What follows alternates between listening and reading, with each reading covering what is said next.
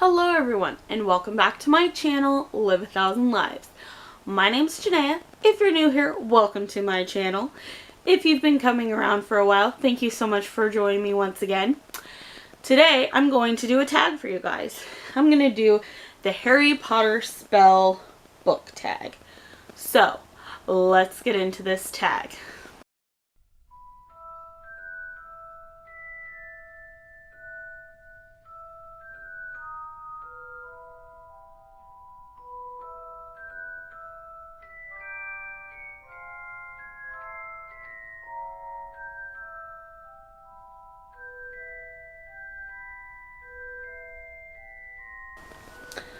So, question number 1. Expecto Patronum. A childhood book connected to good memories. For this, I'm going with Lorraine McDaniel's The Time Capsule. Now, if you know anything about Lorraine McDaniel, you'll know that all of her books are sad. However, this my brother got me for Christmas one year. Me and my brother are super close. So there's me, my brother, who gave this to me. I will call him Jay. My sister, Jay Lee, and my other brother, Jesse.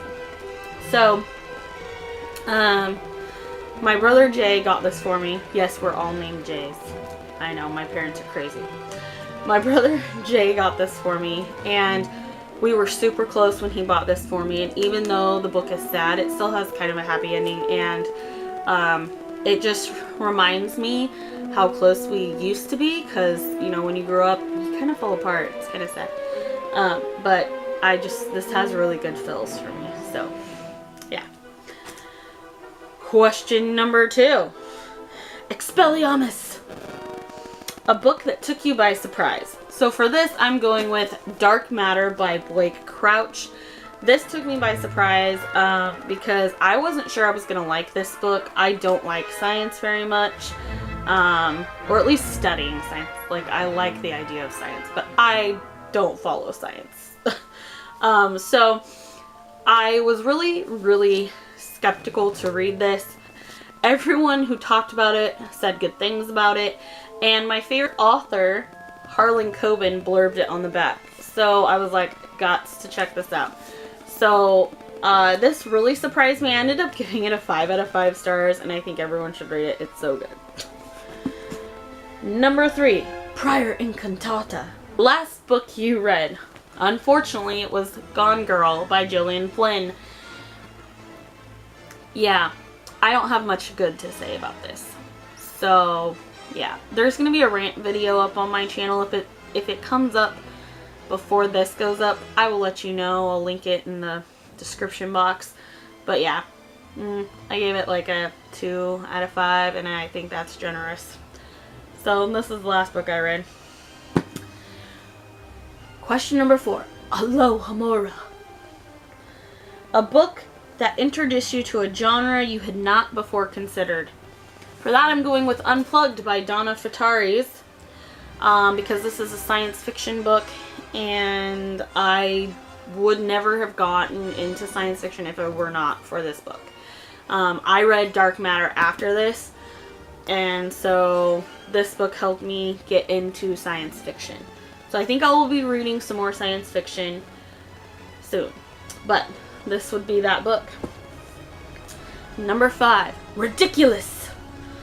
A funny book that you've read. For this, I have to give it to Rick Riordan's Trials of Apollo, the whole series. I have only read books 1 and 2. Funny enough, though, I only have books 1 and 3. Don't ask. But these books made me crack up. I listened to this on audio and the second one on audiobook. And not only me, but my boys, who are 10 and 6, and my husband cracked up laughing listening to these. So if you want something funny, read The Trials of Apollo, but I would recommend reading the whole Percy Jackson series because they are quite funny. Apollo's just my fave. He's so flippin' funny. So this one for sure. Number 6, Sonorous A book you think everyone should know about. For this, I have to give it to my favorite book, and that is East by Edith Petui. This is based on a Norwegian folk tale. It's kind of loosely like Beauty and the Beast. I found that out when I was looking for Beauty and the Beast retellings for Retellathon. This is under there. I can kind of see it now that like someone pointed it out to me, but it's not like that. I mean, the Beast is not I mean, like, he's not a beastly person, so, you know. Anyway, it's really, really good. I thoroughly enjoyed this book. I have read this book 6 times now since I first read it. I try to read it every single year. That doesn't always happen. I read this the first time when I was in high school. I've been out of high school for almost 15 years now, so, you know. But I try to read it, especially lately, like once I got back into reading a lot, I try to read this every year.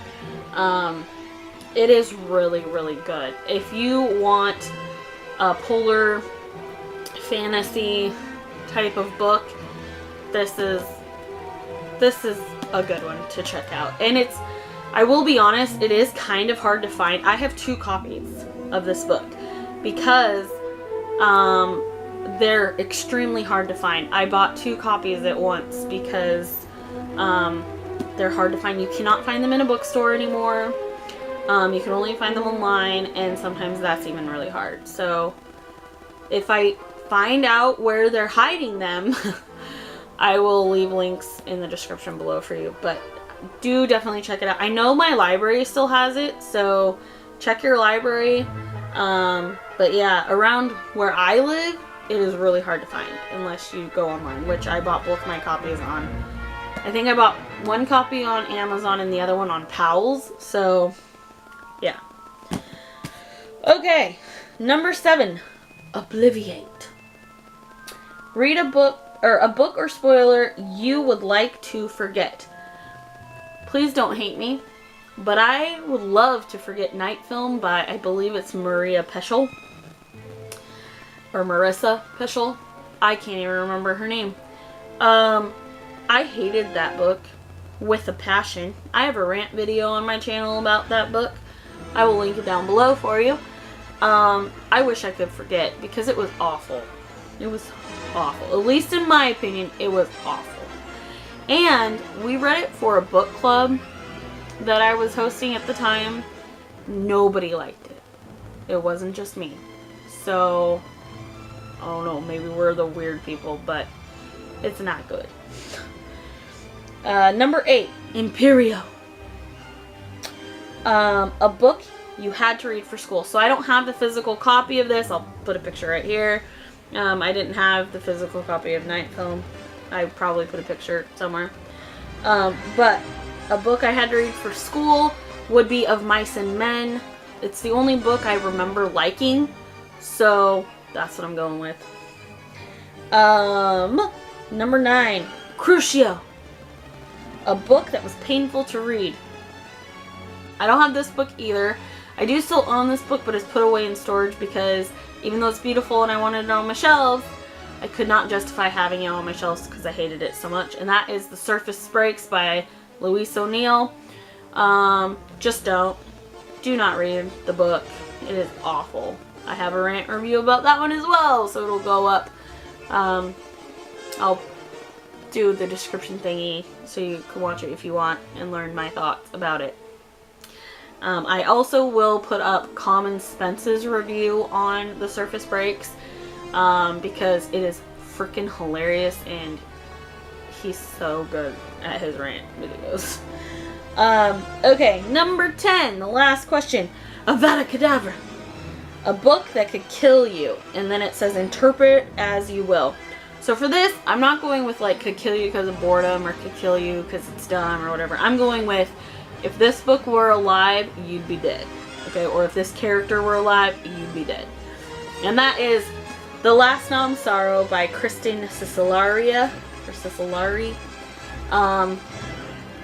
The main character in this, you would die. Like, she will kill you. and I love her. She's a BA female, and I love this book so much. I cannot wait to read The Caged Queen. So good. Loved it. I listened to this book on audiobook. It was fascinating, and I cannot wait to continue on with this series. So that is the Harry Potter Spells book tag. Let me know if you've done this book tag. If you have, leave your video in the comments below. If not, do this book tag. I tag you if you've not done this. And then come back and leave your video in the comments below. Yeah, I don't get tagged because I'm small, minute little booktuber. But I will tag anyone who wants to do it, because why should anyone get left out, right? So, if you want to do this tag, do it. And remember, guys, a reader lives 1,000 lives, and so can you. So, keep on reading. Bye!